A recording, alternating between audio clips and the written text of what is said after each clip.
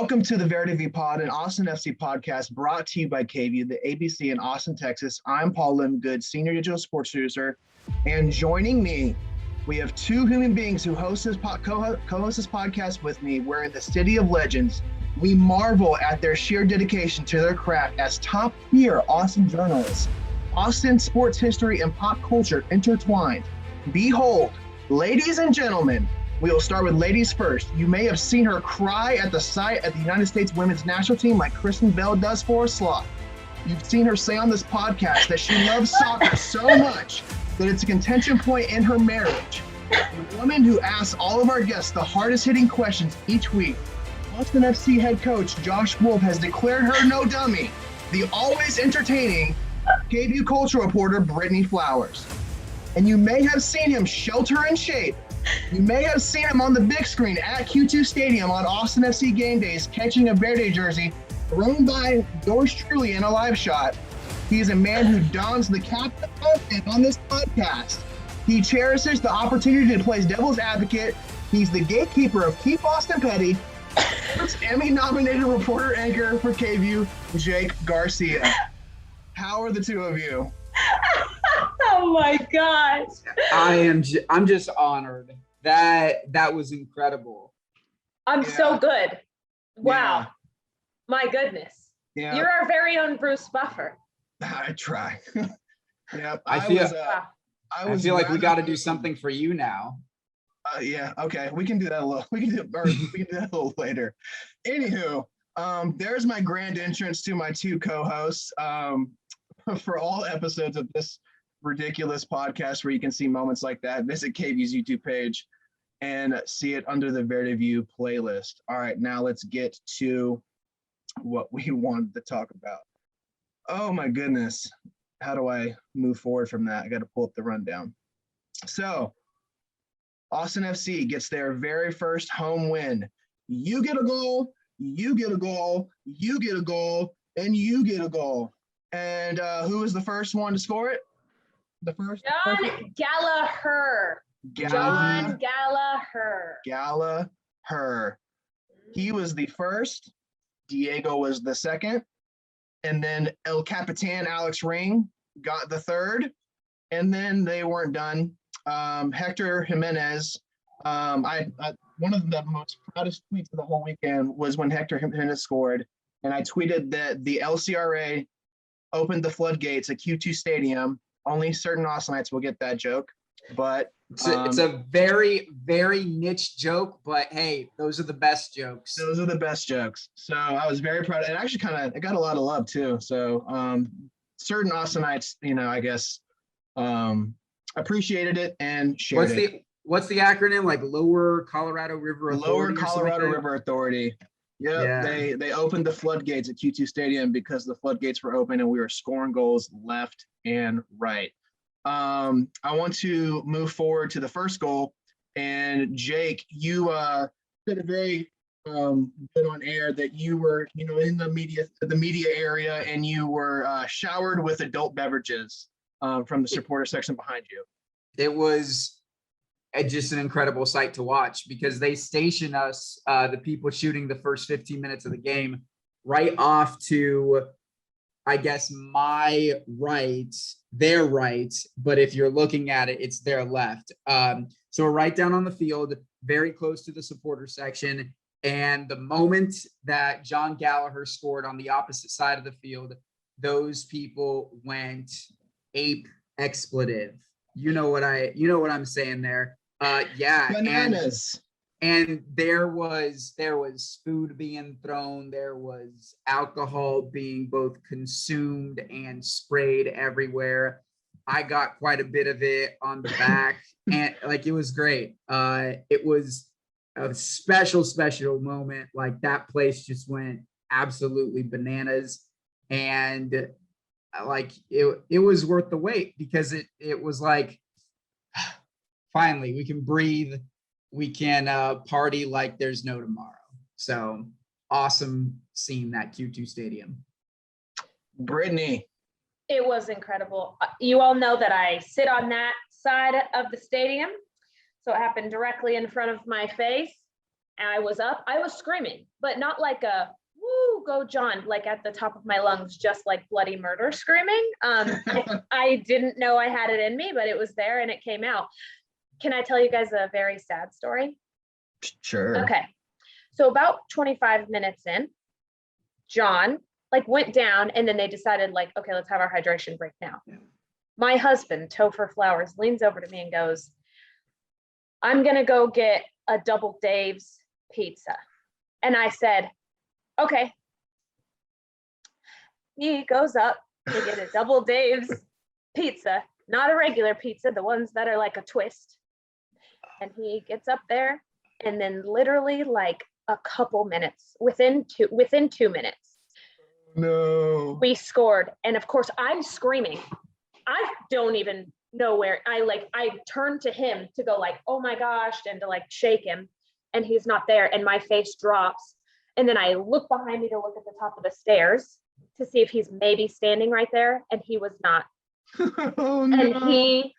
And guys, he had not missed 1 second of the first 2 games. He had not missed 1 second. He was very hungry and he came back and like on the verge of tears. It was like, it was a major bummer. But Diego scored like shortly after that. And then we went to the other side of the stadium to spend some time with the supporters section. And we got to see 2 more directly in front of, so we saw 3 out of the 4 directly in front of, he saw 3 out of 4 directly in front of his face. But it was really sad. Like that is a sad story. Oh my gosh. I know. So yeah, poor guy. But the supporter section was amazing. Like we went down there, we were right in the middle of it. Like we were in the middle of the section, capos in front of us, drums behind us, screaming our heads off. I had at least 10 people send me a screenshot of their televisions to say, look, you were on TV. And in all of them, you can see that I'm just like screaming. But I too got showered with beer. At one point I was jumping, my glasses like fell out and I had to get those. At one point my phone fell out and I had to get that. Like it was so incredible.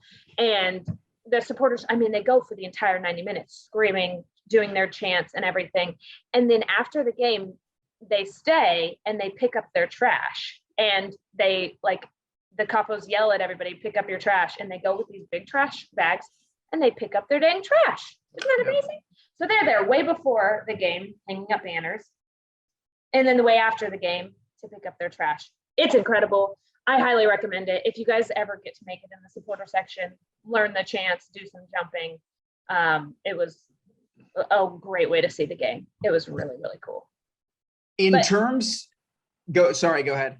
I was just going to say, Paul, you were right. We were like, when you said 4 goals, we were like, yeah. That's not going to happen. Well, hey, I guess I just have a niche for these things. It was a good call. What were you going to say, Jake? Remind me again who assisted the first goal, because I wanted to talk about Tomas. That's right. I wanted to talk about just like the anatomy of that play, and then also kind of like the significance of Gallagher being the one who scored it, because as you mentioned, he went down moments before that with a foot injury, and the foot injury was still bothering him. He just decided to gut it out because he didn't think that, you know, using a sub in that moment was the smart long-term move for the benefit of the team. So he decided to stay in the game. He scored that goal with a pretty, like, fairly significant foot injury, like so much so that after the game, he was like, I don't know how bad this is. I hope it's not bad. But like, you could tell, he was, I'm pretty sure he was in a boot. He was out of that boot later this week, but he's going to miss some time. He's not playing in the upcoming game. But also, like, Austin FC then has a little bit of a break. So hopefully he's back for the following MLS game. But yeah, so Gallagher gives the ball up to Pochettino, and it was an unbelievable pass to get the ball like into that space. And Gallagher, he told us after the game, he was like, as soon as I made that pass, essentially saying like, dang, that was a really good pass. And then he's like, oh wait, shoot, like I need to get into the box. and he was rewarded by a brilliant pass back to him from Pochettino. Gallagher also said, I was like, so when something like that happens, are you able to like register the chaos that's happening in the stadium, like the noise levels? And he's like, honestly, I didn't even see the ball go in the back of the net. I kicked it and I turned my head because I knew it was going in. He's like, and then I just started screaming. So like I wasn't paying attention to anything around me. He just like, he was talking about the release of emotions that he felt, and pretty cool. It was a beautifully orchestrated play. I mean, it felt like for 2 games and 27 minutes, whatever it was, we were all holding our breath because we just wanted that first goal. And then finally, when it happened, it was like everything, like it could all just be released. The tension was out. And I felt like it was probably the same way for the team too, because then, you know, many more goals came. They were not worried about being the first one. They were worried about like playing solid soccer. I do want to point out, John, like we talk about that, the great pass to Tomas, but his touch before, I believe it was from Cecilio, it was kind of up and over him, not an easy like first touch to have, but he like, you know, gets it on the top of his toe to drop it perfectly. Like his first touch was great. I think other players maybe could have like missed that first touch, but it was, I mean, the buildup of it like was incredible. And you can just feel it. Everybody around us was like just standing. Oh, it was so amazing. And I'm so glad that now that has happened. So we can stop saying, when is the first goal going to happen? Yeah. Speaking to what you guys were talking about with John, the thing that I kind of appreciated about the whole thing is just how he said that you had mentioned how he got injured, and it's like he gutted out the whole rest of that half, getting the goal and everything. And then even towards the end, like he's like barely limping to the point where he's just like, oh yeah. And within the last 10 minutes, he didn't want to have the team use a sub. And so he's like, I'm just going to gut it out. So we don't have to use a sub in the first half. We can use it, you know, afterwards. And then right away, you know, they subbed in Jared Stroud for him. So, I mean, shows a really gutsy performance from him, even after coming down from the high of scoring a goal. But then another thing I wanted to know, even though the guy that I dubbed to get the first goal did not, he did have a very crucial part in both of that goal and the one after it that Diego got. If you go back and watch the tape, Julio Cascante plays a very daring pass forward to Cecilio, who then chipped it to Tomas to start the combo play with Gallagher and himself. And then on the second one, he had a 50-50 ball that he won, a header that got bumped up mid towards the final third. And then Cecilio had a good touch to get the ball on Diego's feet. So both of those plays being kind of started in the process by Julio, who's been kind of an unsung hero in my mind. He doesn't get a lot of praise because he's in the back and everything, and it's against his former team, which is also another cool deal. So I wanted to at least shout him out for that part of it too. I think that's just an example of how everyone at the start of the season was saying Austin FC needs depth, and their depth is going to be tested. Their depth has 100% been tested, and by and large, like they've answered the call. You have Cascante stepping in when Romagna goes down. You have Komanic stepping in when Ben Sweat goes down. You have Hector Jimenez stepping in when Nick Lima goes down. You have Diego stepping up. Gallagher and Stroud have stepped up in place of Danny Hosen. So yeah, like the guys that they've had on their bench, a lot of them were unknowns, and so many of them have just like exceeded my expectations, blown past them actually. I thought that once again, I think, you know, we see them working hard in the stadium, but it was like every single 50-50 ball, they were there to win it. They were pressing them hard, like immediately losing the ball, not just like stopping. They went straight to it. And I think that has a lot to do with the success that they had. It was just really impressive. I mean, it was a good team. We played a good team. We won 4-0, like we or 4-1. We dominated, like pretty amazing. I was really impressed. And I think I mean I could actually hear their fans, the Timbers fans. I was like, oh wow, they actually like showed up, and we kind of told them what was what. It was pretty great to see. Paul, I know you wanted to dive into so the formation fluidity that you saw. You were perched up in the press box, right? So you had a pretty good bird's eye view of all that unfolding. It was kind of interesting because like I was chatting with Chris Bills while we were kind of watching this happen, and we were talking about like the formation that they had at the beginning of the game, and you know, like, and with the personnel that they put out, there's like, oh, it's kind of interesting, like what are they going to do? And then you saw, because both of the outside backs were pushing up really far on the wings, and I was like, okay, like I get that. And then I was like, and Hector Jimenez was like wide open like all the time. Yeah. And so, I mean, so was Kolmanich. Like Kolmanich was making plays down the side. So I'm like, what?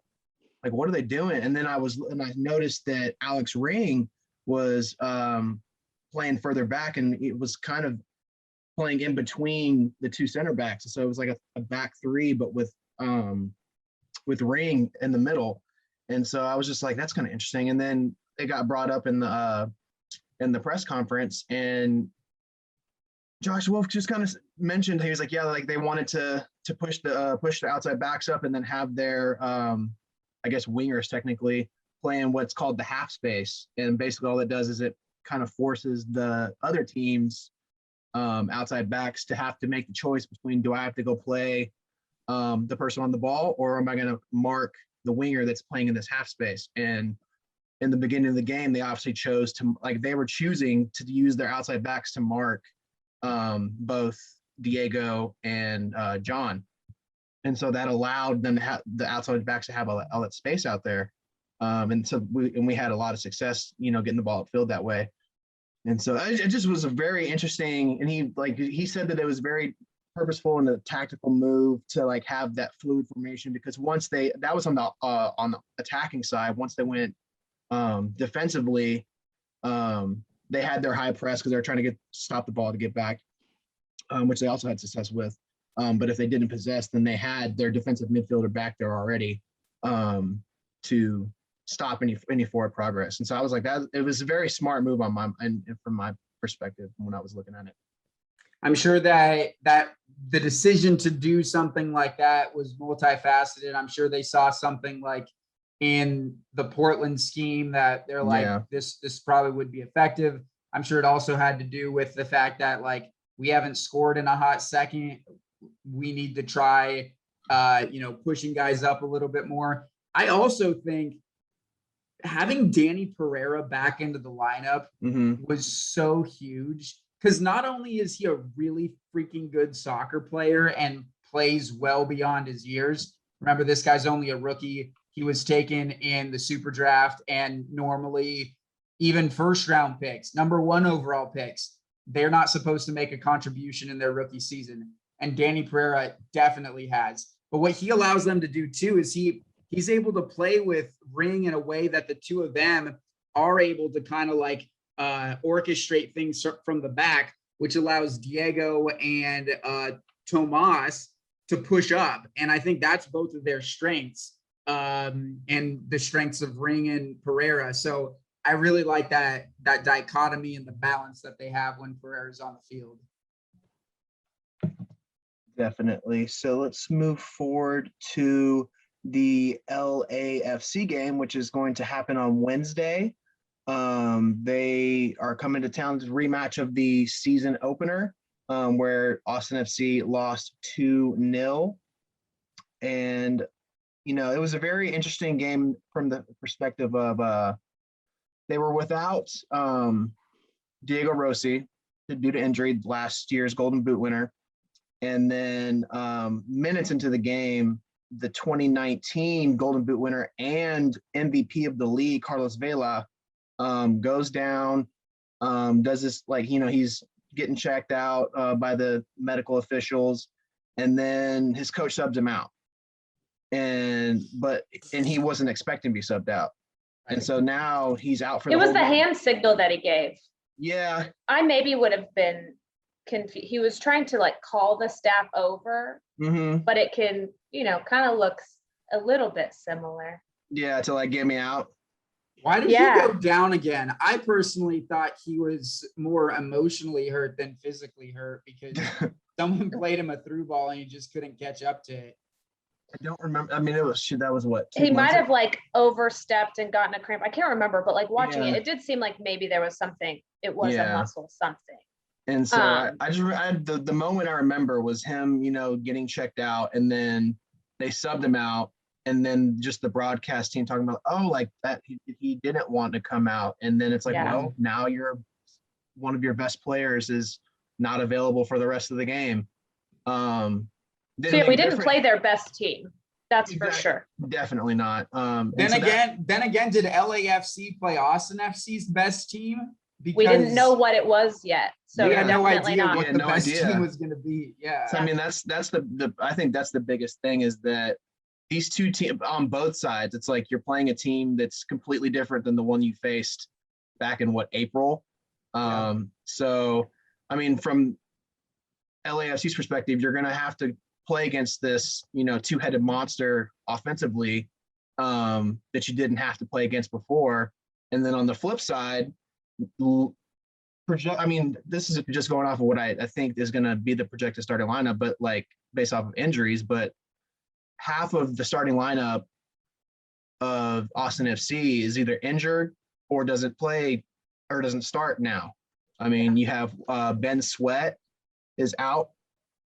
Nick is out. Hosen is out. Romagna has been banged up and hasn't played in a while. Redis has been coming off the bench for a hot minute. So, I mean, the starters that in that old game that have been playing lately are Cecilio Dominguez, Matt Beasler, Alex Ring, Tomas Pochettino, Stuber, and then Pereira. But, I mean, Pereira just came back, this game or the game before. So, I mean, this is going to be two very differently looking teams. It's going to be a good one. So, I mean, I don't know how you guys feel about that match coming up. Yeah, Jake, you were there, right? You were in LA. Mm-hmm. Yep. Man, what was your perspective of the game? It'll be a completely different game. It's like a brand new game. Yeah. My perspective of it was that I had no idea what to expect from Austin FC. Mm-hmm. And they didn't either, as evidenced by the fact that they now have a completely different looking starting lineup. I was interested to see how Austin would handle just a road environment at the start. And honestly, I wasn't that impressed by like the home field advantage that LAFC was supposed to have. I mean, they were still at limited capacity at that point. That's a good point. And then maybe everyone was at the Dodgers and Padres series, which was going on right down the road at that time. I'm sure there's a lot of crossover in those crowds. But I mean, like, yeah, we have to point out the fact that like Q2 Stadium operates at full capacity. Austin FC is still undefeated at home. John Gallagher wants to make this place a fortress. And so like, that's something. LAFC coming to Austin's house, a place that, and it looks even especially better recently after the 4-1 win. But I mean, I think it's safe to say that like Q2 so far has been a tough place to play. So I think LAFC is in for an awakening, both in terms of like the environment and a very different Austin FC look. I think every team that we've played at Q2 so far has said that it's an intimidating place to play, which I love to hear. Mm-hmm. Here's a question for you. Do you know the capacity of like some of the other MLS stadiums? Because we're up there, but Atlanta is like 40,000. Right, because they play in the football stadium, right? Right, Yeah. But others, like we're like, I want to say like third or fourth when it comes to capacity, I think. Interesting. See, there's something or when it comes at least to attendance. There's something so I have to be said. There's something to be said for like lower capacity regulations, because like even it, like I would say that like 20,000 fans screaming their absolute heads off, all packed into a place, is way more intimidating than like 30,000 fans in a 45,000 seat arena, because like then it kind of feels like their yelling is dulled a little bit. Yeah, kind of lost. Yeah. So I went to the University of New Mexico, played basketball, not me, I didn't play basketball. They played basketball at the pit, and they talked about how that was. I want to know what the actual like I want to know how loud it actually is, because the pit was always extremely loud. People talked about how intimidating it was, because you literally like walk in and you immediately walk down to your seats. It is a literal pit, and because of it, the sound was so much louder and people are screaming the whole time. That's kind of a little bit how I feel when I'm at Q2 Stadium. I feel like it's so loud and people are screaming the whole time. I want to know actually like how loud it is. I want to know how we compare to other MLS teams. The decibel level. I would love to know that. Yeah, that's part of the reason why Cameron Indoor Stadium for Duke basketball is so like electric, because it's a tiny gym and you are right on top of the court. Yeah. Like you go to like North Carolina and it's like a much more spread out gym, whereas like Cameron Indoor is boom, all right there. And that's kind of how I feel. I mean, that the Q2 feels like the soccer version of that. I have an answer to that question. So there we go. I on Podcast Twitter. Paul coming in. Yeah. So I saw on Twitter multiple people on their little, I guess they have it on Apple Watch, I guess, or whatever device they had on their watch. They had screenshots sitting in their seats where one I saw was 111 decibels. And I saw another one that was like 104, like basically triple digits. And so I pulled up the I guess spectrum and like what it like kind of compares to. And so 100 is like the sound of a power lawnmower, motorcycle, farm tractor, jackhammer, garbage truck, a jet takeoff from 305 meters away. So whatever that, do with that what you will. And then 110, which is it says a steel mill, turbofan aircraft at takeoff power 200 feet, riveting, like live rock music.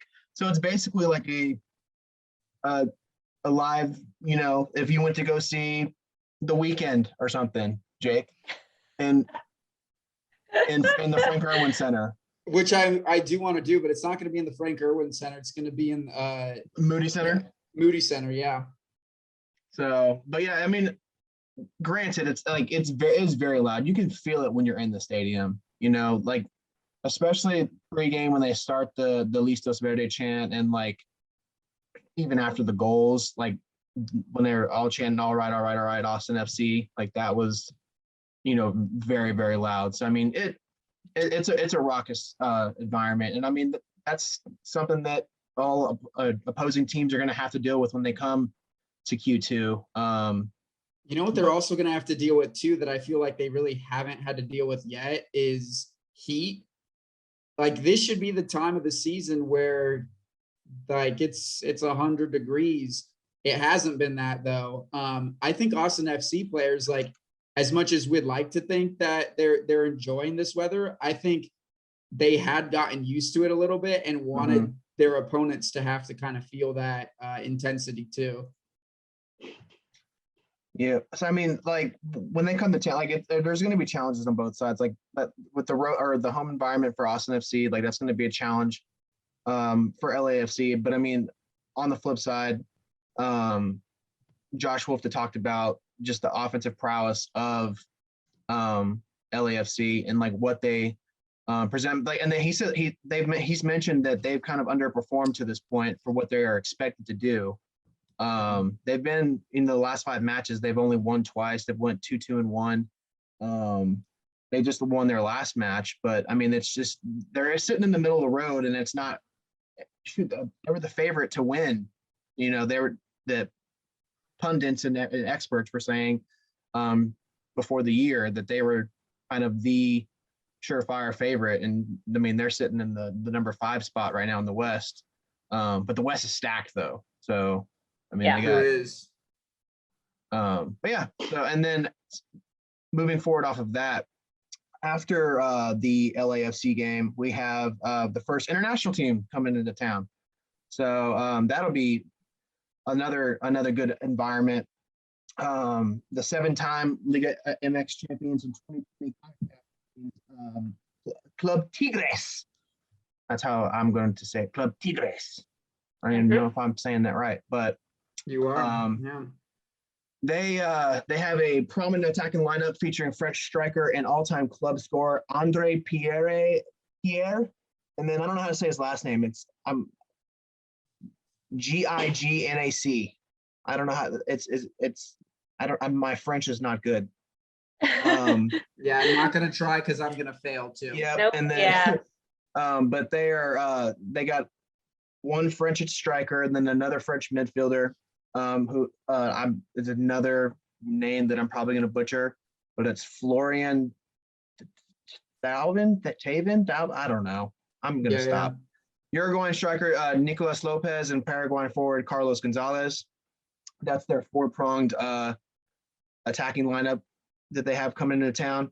So, I mean, another facet to this team, you know, they got this MLS break after this LAFC game.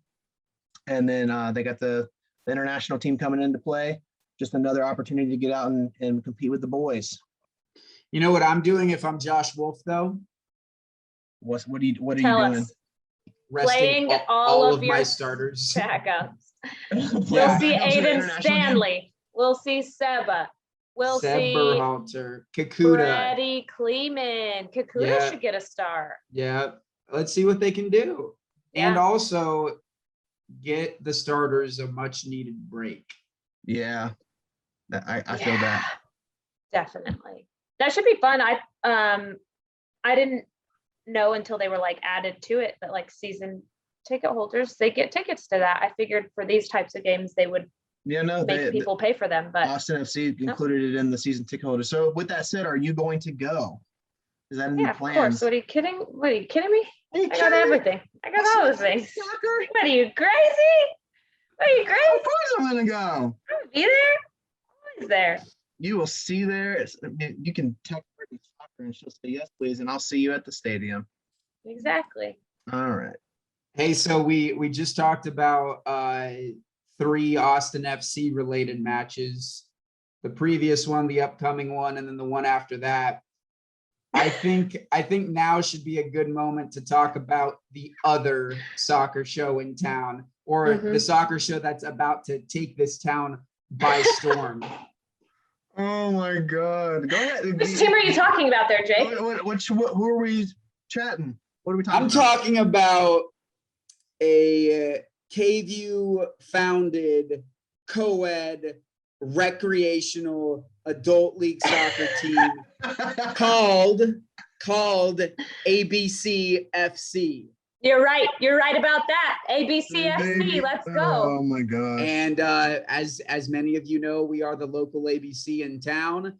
We are the ABC affiliate. And so just to be clear, this team started off with the name Sporting ABC, kind of a tip of the cap to Sporting KC. But then Brittany had the great idea, maybe a week after we decided on Sporting ABC, that ABC FC was better, and everyone agreed with her, including me. So I'm happy with where we're at. So, and the reason why I'm talking such a big game is, ladies and gentlemen, ABC FC with a depleted roster and the first ever get together last night just took it to an all men's opposing team that just so happened to be playing on the field that we were on. And we're like, hey, you want to play? You down to play? Shirts versus skins? And they said, yeah. And to the guys, first part, like they said, yeah, we'll play. we took it to this team. We really did. It was 4-0 faster than you could say ABCFC. I was very impressed with us. Yeah. We had a lot of heart out there, scored goals. We had some people who have literally never touched a soccer ball before in their lives. Mm-hmm. And they were out there doing the dang thing. I will say though, and I know the podcast listeners probably only have a very short attention span for this conversation, but I'll just say this. The 3 people in this podcast are the heart and soul of ABCFC. Like literally, it's a straight line between all of us. We got Paul as the goalkeeper, Portero Paul, and that dude was pitching a shutout for like 25 minutes yesterday. Just incredible work. We got center mid Brittany Flowers, like literally was making grown men look silly yesterday. And then there's me up top who Scoring goals, beating goals. people. Yeah. If there's any space and it's a one-on-one, Jake's taking you on. Goodbye. Thank you. Have a great night. Mm-hmm.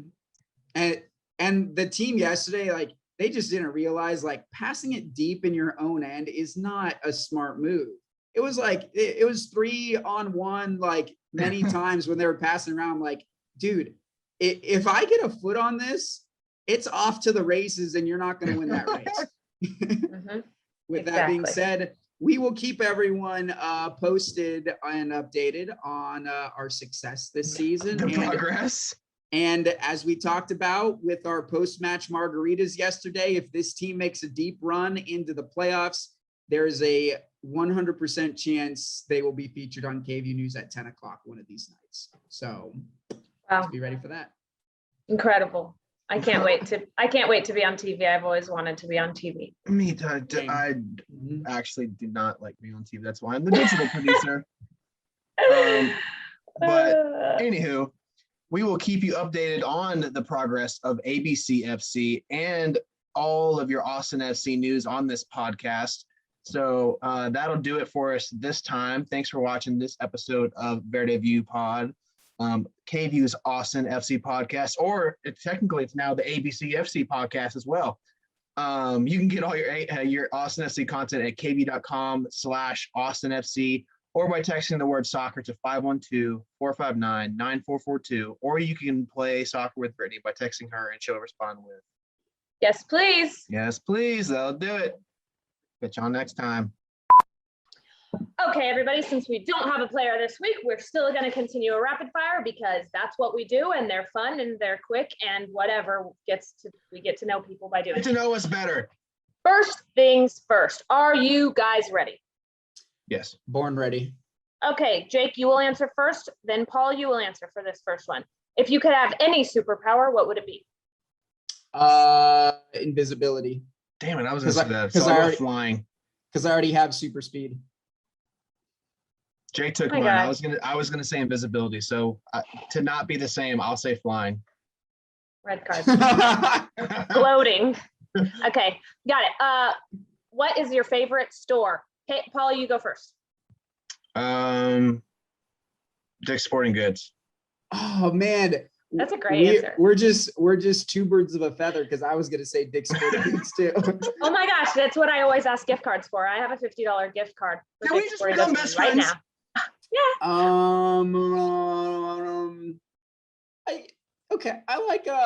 a big Banana Republic fan. I just wanted to sit here and stare at you. Okay, next, Jake, you'll answer this one first. Who's the funniest person at KVU? Ooh, at KVU, that's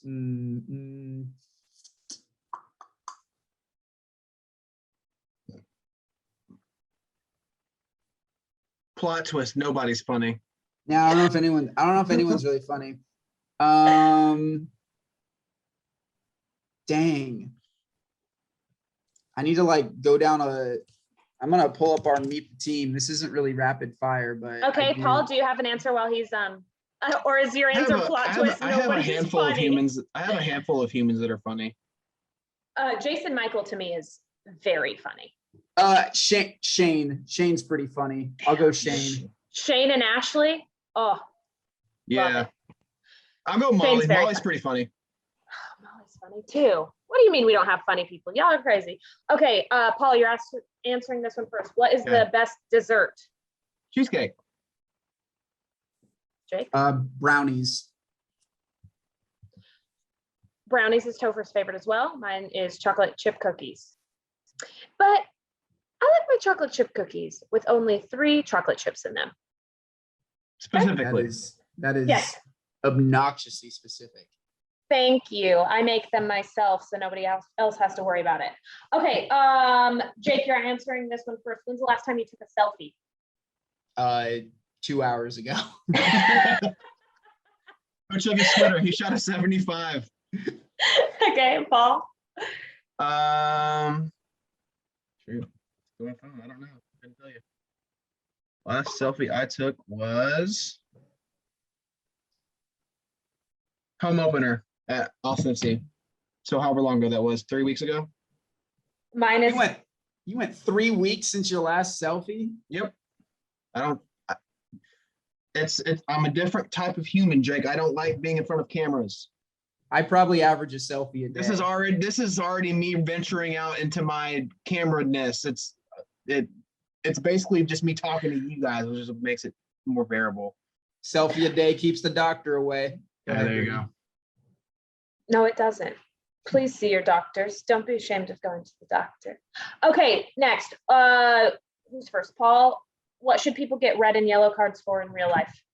Red and yellow cards. Yellow cards for cutting people off in traffic. Red cards for road rage. People that have really bad road rage. Traffic. My 2 are going to be hyper specific. Yellow cards for the people in the height of COVID, when this was actually like not enforced, but highly encouraged in grocery stores, going the wrong way in aisles when they had the arrows pointing which way the aisles were going. Because I planned my grocery store run so meticulously that I would never be going the wrong way in any aisle. It was a great mind game to follow. So yellow card if you violated the arrows in the grocery store during COVID. Red cards, probably my biggest pet peeve. When people in the back of an airplane stand up before the people in the front of the airplane have even thought about getting their luggage, and they just linger there. And I'm like, buddy, and like the people who annoy me the most, because normally I sit in the back of a plane because I'm not paying any money for a better seat. The people who annoy me the most are the people who either do it that while they're sitting behind me, or if I'm like in the aisle seat and then the dude in the window stands up and I just sit there, I'm like, buddy, You're not going anywhere. You're going to be waiting a while. What if they just need to stretch their legs? They've been sitting. It's an awfully impatient stretch of the legs if I've ever seen one. I like that. Man. Automatic red. You're gone and suspended for the next game too. I love it. Okay, Jake, how do you like your steak cooked? Medium rare. Great answer, Paul. I just go straight medium. All right, Paul. Respectable answer. What do you do for fun? Go to the gym and play PlayStation with Shelby and all of my friend John and her friend Anthony. I have a little clan. I golf, I lift weights, I run, I look for cool stories, and I play rec soccer with you guys. And playing soccer against randoms in the park. I love it. Okay, Jake, what type of animal do you wish that you could shrink and then keep as a pet? I'm an anti-pet person, so none of them. Okay. I'll go with Top that, Paul. Let's see. I can choose literally any animal on the planet because Jake chose none of them. Correct. I would shrink them out of existence. No, I'm just kidding. That's I would shrink them to an ant size and I'd Nothing. squish them all, says Jake. Got I it. I'm would, calling PETA. Oh my goodness. I would say if I could shrink an animal, because now that makes me want to like pick a big animal like an elephant or like a giraffe or something. This question is geared for you needing to pick a big animal. Yeah. So I mean, I guess my Okay, I get it. Dumb question. My answer is a No, hippo. Sorry, you don't have an well, answer. see, but It's like a you love hippo? hippos though. Like that's like her like favorite Obsessed. animal. Obsessed because they're so cute and they will rip your face off. And that's my kind of animal. Cute and cuddly, but very vicious. Yes. Fine, we're moving on. My next question, because it was for a player, was what's your game day ritual? Paul, What's going to be your game day ritual for ABCFC? So, I guess I'll have to apply it to the ABCFC. But when I played lacrosse at Texas State, my game day ritual is I always needed to have Shipley's Donuts kolaches for breakfast. Ooh, okay, I love it. That would I don't know ruin why. me. That's probably not a very good meal to have, but that's just what I always like. I did it one day, and because I lived like right down the street from one in San Marcos, and I was like, I did it one day, and I was like, wow, that was really good, really yummy. I'm gonna go do it again, and then two turned. And did into you play three. well? Yeah, our team was There you have it. not to brag, but our team was very good. So Okay. I take rec sports leagues very seriously, so much so to where like if it's game day, it's like my favorite day of the week. And so our games for ABCFC are going to be between 6 and 10 p.m., which means I need to find something to do to take my mind off of it, because otherwise I'm literally just going to be sitting on my couch like, I need to play now. yeah, 'cause that's your off day, huh? Yeah. So honestly, I'll probably lift. I'll probably read a book. Always got to eat pasta though. Pasta before Carb the load. games. Yep, that's the move. I What about you, Brittany? drink a Pedialyte every game day, and usually the day before as well. Always. If I don't, my calves pull a John Gallagher and they cramp up. Okay. Ooh, I also tell you guys this. I'll foam roll my legs before and after the games because shin splints are real for me.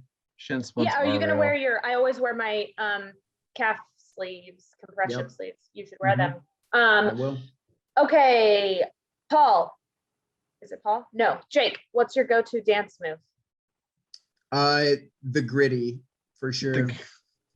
Hey, this is where you can insert us dancing. Stand up. Come on, let's go. Can you do it? Yeah, are you kidding me? It's been a really long time though. Okay. So look, you're out.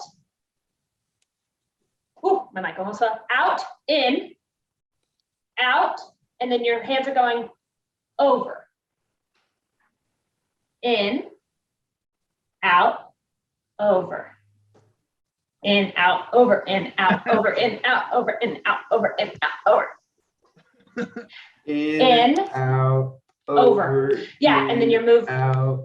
Oh wait. Nailing it. I did it. Okay, hold on. I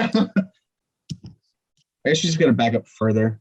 Oh, you can't because you have your headphones on. Oh. In, out, over, Over. In, out, over. Wait, In, I out, can do over. In, out, over. In, out, over. In, out, over.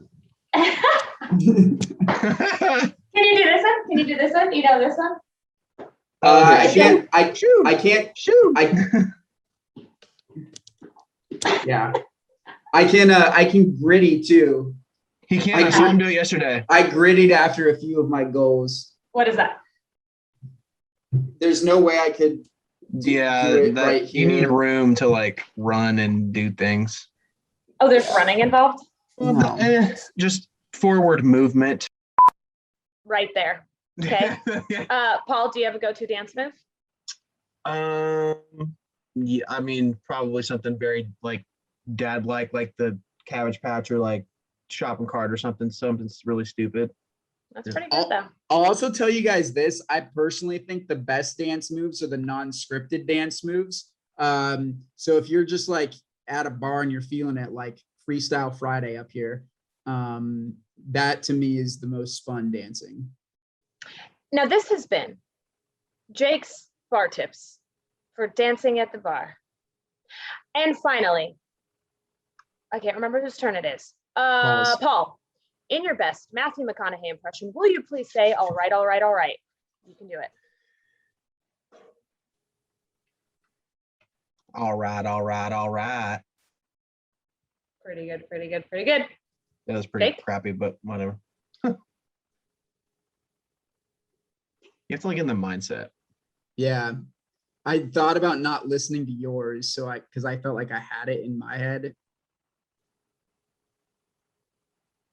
All right, all right, all right. That was good. Perfect. Brittany, And in the your scene. in your biggest Matthew McConaughey, but yeah. All right, all right, all right. I think that's how he says it in the movie. I can't remember. I once did a Yeah. package with it. I can do the Matthew McConaughey impression of him at Coda because that's forever locked in my head. He goes, "Drivers!"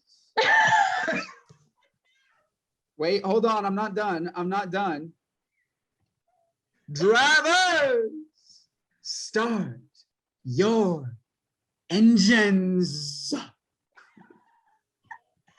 That was really, truly giving me Fergie National Anthem vibes. Well, that Matthew McConaughey is very extra. And I like people love him, but there's no other way around it. He's extra. Yeah. Wow. Are you doing? Do you not agree? No, I think he definitely is. It's Okay. interesting. Like every time he posts a video on Instagram, I'm watching and I'm like, this is a real person that exists in the same city that I live in. And I'm pretty cool with it. You know? Either he is like so much smarter than me that I don't understand anything he says, or nothing he says makes sense. It's one of the two. There's He's no the in king of between. saying words without actually saying anything.